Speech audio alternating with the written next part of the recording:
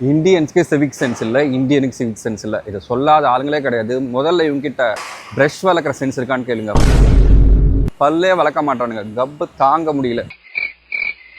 Cigarette பிடிச்சா கூட பரவாயில்ல, இவனுங்கெல்லாம் அதுக்கும் மேலே பிடிக்கிறானுங்க. இந்த பிடிச்சிட்டு பல்லு வளர்க்குறதே கிடையாது. அப்படியே குப்பை தொட்டி லாரி மாதிரி ஒரு வாசனை வரும் பாருங்க. அதுவும் என்கிட்ட பேச முடியாது, பக்கத்தில் உட்கார முடியாது. ஒரு வாட்டி இந்த மாதிரி தான் ஃப்ளைட்டில் இந்த பக்கம் பார்த்தா அவங்க அப்பா, அவர் ஒரு குப்பை தொட்டினா, இந்த பக்கம் திரும்பினா அவங்க பையன், நடுவில் நான் மாட்டிக்கிட்டேன். இது வரைக்கும் அது 2 ஹவர் ஃப்ளைட்டு தான். எனக்கு 8 மணி நேரம் ஃப்ளைட்டு. பக்கத்தில் ஒரு தாத்தா வந்தார், டீசெண்டாக தான் இருந்தார். ஆனால் ஏர்லி மார்னிங் ஃப்ளைட்டுன்றதால போன உடனே நான் தூங்கிட்டேன். அதனால் என்ன தூக்கத்துலேருந்து எழுந்துட்டேன், ஒரே நாத்தடிக்குதுன்னு பார்த்தா ஐயா அப்போல்லாம் வாய் திறக்கிறவர், அப்போல்லாம் செம்ம நாத்தம். வழியே இல்லாமல் அங்கேருந்து ஆர்எஸ் கிட்ட ஃபுட்டுக்கெல்லாம் ஒரு நாப்கின் கொடுப்பாங்களே, இவ செஞ்சு கொடுங்கன்னு சொல்லி அதை நான் மூஞ்சில் வச்சவன் தான். அந்த 8 மணி நேரம் ஃப்ளைட் வரைக்கும் அப்படி தான் இருந்தேன். ஏன்னா முடியவே இல்லை, அவ்வளோ நாத்தடிக்குது, வாயை திறந்தாவே நாத்தடிக்குது. நம்மளை மட்டும் குறை சொல்கிறாங்களே இந்தியன்ஸ் எப்படி இருக்கீங்கன்னு. இவங்க மட்டும் ஒழுக்கமா?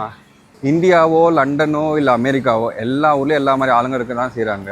அஃப்கோர்ஸ் இந்த மாதிரி நாடுகளில் டெவலப் தான், பட் இந்த மாதிரி ஆளுங்களும் இருக்காங்கன்னு சொல்கிறேன். எப்போவுமே இந்தியன்ஸை மட்டுமே தப்பு சொல்கிறது எப்படின்னு எனக்கு தெரியல.